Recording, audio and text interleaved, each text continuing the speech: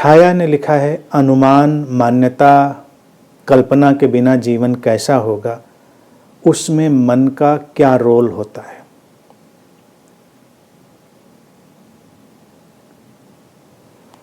छाया का जो प्रश्न है वो समझने वाला है। अनुमान, मान्यता और कल्पना के बिना जीवन कैसा होगा।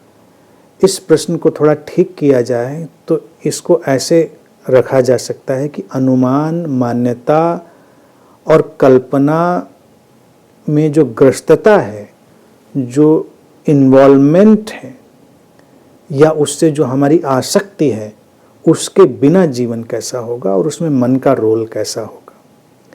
क्योंकि जीवन अगर जिया जा रहा है तो उसमें अनुमान, कल्पना और मान्यताएं ये एक टूल की तरह, एक उपकरण की तरह उपयोग में लाई जाएंगी और हम उनको जानेंगे कि ये केवल एक उपकरण है किसी चीज़ की तरफ बढ़ने के लिए या किसी जीवन की दिशा को तय करने के लिए, लेकिन ये वास्तविकताएं नहीं है।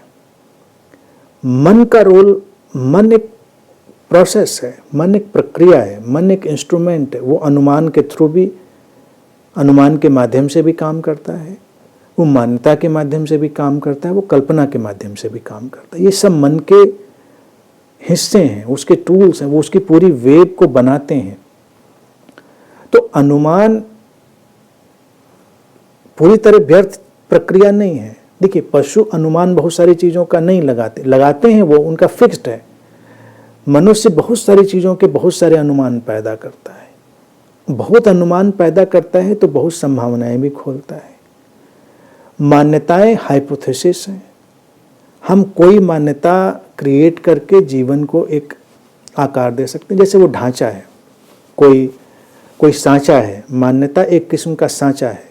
अब हम क्या बनाना चाहते हैं उस तरह की मान्यता का हम उपयोग करेंगे, वो एक सांचे की तरह। लेकिन मान्यता रियलिटी है, हम ये नहीं जाने, हम उसको एक सांचे उपकरण की तरह उपयोग में लाएंगे। कल्पना एक बहुत ही पावरफुल टूल है हमारे पास। इमेजिनेशन एक बहुत ही सशक्त उपकरण है मन के पास। हम कल्पना का बहुत ही सृजनात्मक उपयोग कर सकते हैं और कल्पना का हम बड़ा विध्वंसात्मक उपयोग कर सकते हैं। ये निर्भर करता है। तो इसलिए मन की प्रक्रिया के तौर पर इन चीज़ों से कोई अड़चन नहीं है, इन चीज़ों से कोई समस्या नहीं है। जैसे कोई व्यक्ति कल्पना रहित हो जाए, वो अनुमान रहित हो जाए, वो मान्यता रहित हो जाए, तो उसका जीवन वेजिटेबल जैसा हो जाएगा। कल्पना रंग देती है, उड़ान देती है, लेकिन वो उपकरण ही है। कल्पना को वास्तविकता मान लेना, मान्यताएं जो हैं उनको सांचे की तरह ही समझें। आप कोई मूर्ति बनाते हैं तो एक सांचा उपयोग में लाते हैं। खाने में भी तमाम चीज़ें बनाते हैं तो उसके भी सांचे होते हैं कि आपको एक खास डिज़ाइन की कोई चीज़ चाहिए तो सांचा है। तो वो मान्यता उस तरह की चीज़ होती है। तो बहुत अच्छे से हम जानते हैं कि जब हम एक खास मान्यता का उपयोग कर रहे हैं तो हम जीवन में खास व्यवस्था पैदा करना चाह रहे हैं हम व्यवस्था की उपयोगिता हो सकती है। उस उपयोगिता को अगर हम जानते हैं तो उस मान्यता का उपयोग है। लेकिन मान्यता अचेतन रूप से अगर हमारे ऊपर थोपी जा रही है या हम उसको पकड़ कर चल रहे हैं तो वो नुकसानदेह हो सकती है। कल्पना के बहुत सारे आयाम हैं। इमेजिनेशन की जो पावर है वो बहुत ही व्यापक है, तो उसका हम उपयोग करेंगे।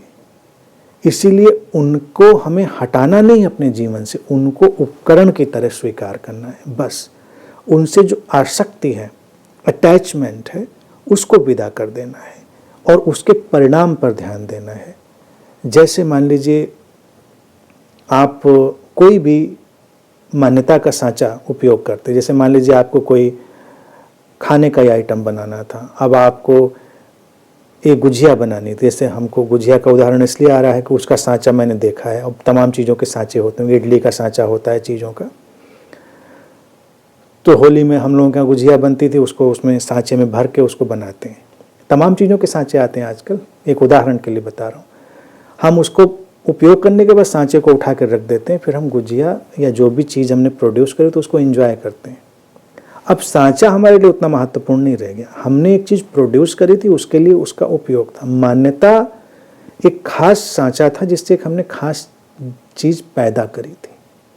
तो हमारे धर्म की तमाम मान्यताएं और सांचे हैं, हमारे धर्म में, हमारे अध्यात्म में बहुत सारे सांचे हैं, लेकिन उस सांचे ही सब कुछ नहीं है, उपकरण है। शुद्ध मन इस बात को जानता है कि क्या उपकरण है, क्या उद्देश्य है। कल्पना अगर कुछ प्रोड्यूस करने के लिए है तो उपकरण बनेगी, कल्पना केवल कल्पना में उड़ते रहने के लिए है तो वो विक्षिप्तता बन जाएगी। बस इतनी सी बात है। तो इन सब चीज़ों को हमें ध्यान में रखना है। अनुमान की जैसे बात, तीनों शब्द अगर हम देख लें, ऐसे तो बहुत सारी धारा है, हम आपके केवल तीनों शब्दों पर बात कर रहे हैं। जीवन में हमें कुछ करना है तो एक अनुमान लगाने की हमारी जो कैपेबिलिटी है, क्षमता है, उसका उपयोग हम करते हैं तो हम जीवन को एक ठीक दिशा, एक ठीक आकार, ठीक परिप्रेक्ष्य दे पाते हैं। अगर हम अनुमान ही न लगा पाएँ तो फिर सारी चीज़ गड्ढमड हो जाएगी। आप सड़क पर ड्राइव करने निकलें तो आपका अनुमान ही आपको आगे ले जाता है कि अब आपको कितनी दूरी रखनी है, कहाँ पर ब्रेक लगाना है, कहाँ पर स्लो होना है। जो सारा परिदृश्य दिख रहा है जीवन में, इस तरह से जीवन में तमाम परिदृश्य हैं, उन परिदृश्यों को देखते हैं और हम अनुमान के क्षमता के आधार पर कुछ निर्णय लेकर आगे जाते हैं।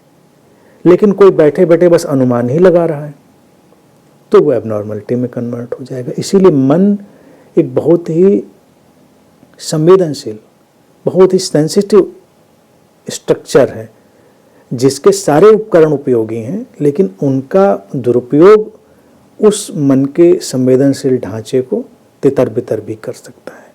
बस इतनी सी बात है।